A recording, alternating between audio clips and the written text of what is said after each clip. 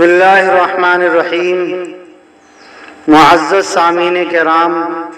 میرے محترم بزرگوں اور دوستوں، اللہ رب العزت نے ہم انسانوں پر اتنے احسان فرمائے ہیں کہ اگر ان احسانات کا شکریہ ادا کرنا چاہیں تو نہیں کر سکتے۔ شکر ادا کرنا تو دور کی بات ہے، اگر ہم اللہ رب العزت کے ان احسانات کو گننا چاہیں تو ان نعمتوں کو گن نہیں سکتے، شمار نہیں کر سکتے۔ وَإِن تَعُدُّوا نِعْمَةَ اللَّهِ لَا تُحْصُوهَا، اے میرے بندو، اگر تم میری ان نعمتوں کو جو میں نے تم کو دی ہیں شمار کرنا چاہو تو نہیں کر سکتے۔ میرے دوستو، اگر ہم صرف اپنے جسمانی اعضاء، ہاتھ، پاؤں، ناک، کان، آنکھ اور منہ وغیرہ پر غور کریں کہ یہ کس طرح ہماری ضرورت کے وقت ہمارا ساتھ دیتے ہیں، اگر ان میں سے ایک بھی اپنا کام چھوڑ دے تو ہم کتنا پریشان ہو جاتے ہیں۔ مثال کے طور پر آنکھ ہی کو لے لیجئے، یہ خدا تعالیٰ کی کتنی بڑی نعمت ہے۔ ہندی میں کہاوت ہے نیتر ہی جیون ہے، اردو میں کہتے ہیں آنکھ ہی زندگی ہے، اور اردو میں ایک مقولہ ہے جس کی آنکھ چلی گئی اس کی زندگی چلی گئی۔ دیکھنے میں یہ آنکھ ایک چھوٹی اور نرم نازک چیز ہے، مگر اس کی قدر ہم ان لوگوں سے پوچھیں جو نابینا ہیں،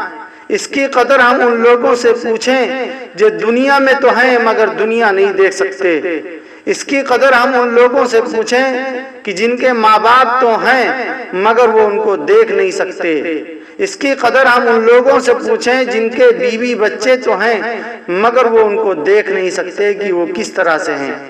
یہاں تک کہ وہ اپنے آپ کو نہیں دیکھ سکتے کہ میں کس طرح سے ہوں۔ اس کی قدر ہم ان لوگوں سے پوچھیں کہ جن کے پاس آنکھ نہ ہونے کی وجہ سے وہ دن کے اجالے میں بھی سخت اندھیرے میں زندگی گزار رہے ہیں۔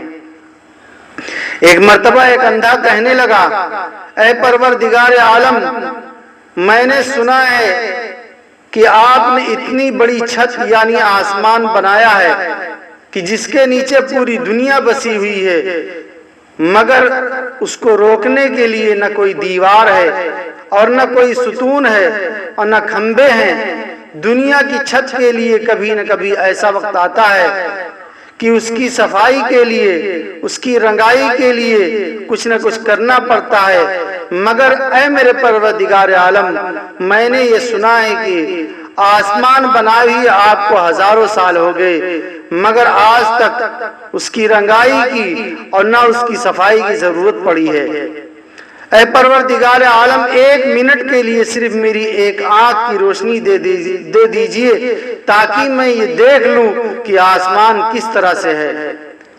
میرے عزیز ساتھیوں، آنکھ کی قدر ہم ان لوگوں سے پوچھیں جو اس نعمت سے محروم ہیں۔ میں عرض کر رہا تھا کہ آنکھ اللہ رب العزت کی طرف سے ایک بہت بڑی نعمت ہے۔ آنکھ اللہ رب العزت کی دی ہوئی ایک امانت ہے، اور امانت کو امانت دینے والے کے حکم کے مطابق ہی استعمال کرنا چاہیے۔ اس نعمت کو غلط استعمال کرنا، اس کے ذریعے بد نظری کرنا، اس کے ذریعے نامحرم عورتوں کو دیکھنا، یہ خدا تعالیٰ کی غضب کو دعوت دینا ہے۔ جس طرح ایک عورت اپنے شوہر کو دوسری عورت پر نگاہ ڈالنا، دوسرے سے نگاہ لڑانا برداشت نہیں کرتی ہے، اسی طرح اللہ رب العزت بھی دوسرے مرد کا اپنی بندی پر نگاہ ڈالنا برداشت نہیں کرتے۔ اسی لیے حدیث شریف میں آتا ہے جو شخص بد نظری کرتا ہے تو کل جہنم میں آگ کے انگارے اس کی آنکھوں میں بھرے جائیں گے۔ ایک حدیث میں آتا ہے کہ اللہ کے نبی صلی اللہ علیہ وسلم نے فرمایا، میری امت میں سے کسی نہ کسی شخص کو دنیا ہی میں صرف اس لیے اندھا کر دیا جائے گا کہ وہ بد نظری کرتا تھا، دوسری عورتوں کو غلط نگاہوں سے دیکھا کرتا تھا۔ میرے عزیز ساتھیوں، دنیا میں اللہ رب العزت اس شخص کو ایسی سزا کیوں دیتے ہیں؟ اس لیے کہ وہ بدنظری کرتا ہے، اور بدنظری کرنا اللہ رب العزت کی غیرت کو للکارنا ہے، اور جو اللہ رب العزت کی غیرت کو للکارتا ہے تو اللہ رب العزت اس کو دنیا میں بھی سزا دیتے ہیں اور آخرت میں بھی دیتے ہیں۔ دنیا میں ایک سزا بدنظری کرنے والوں کو یہ ملتی ہے کہ اس کی عمر، اس کے مال اور وقت میں سے برکت اٹھا لی جاتی ہے۔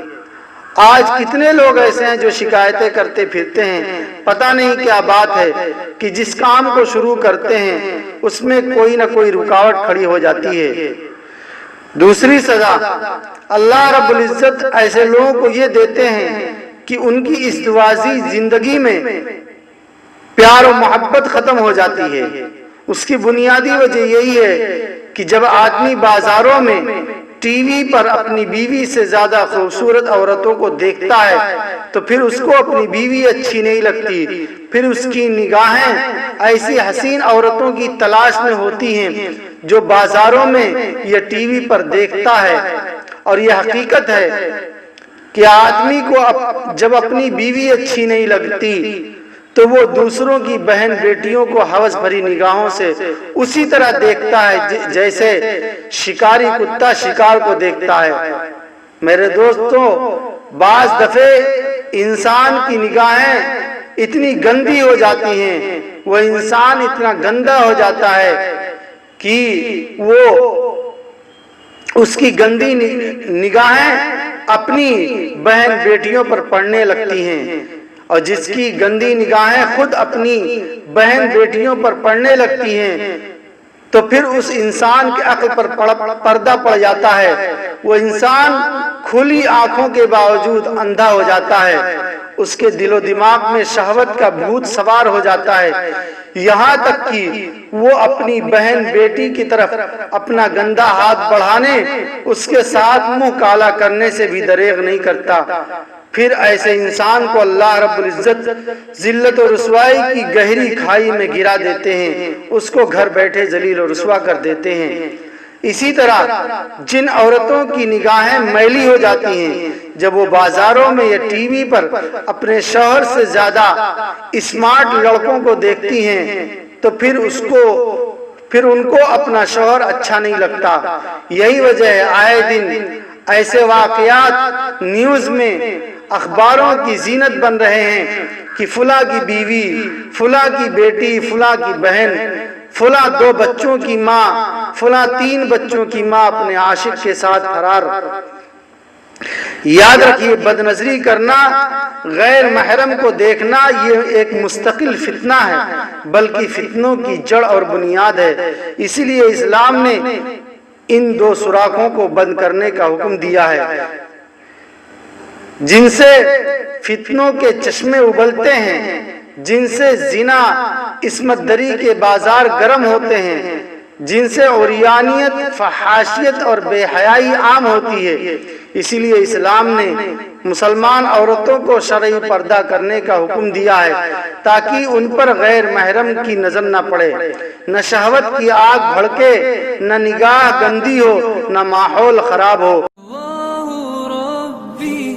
والإسلام ديني ومحمد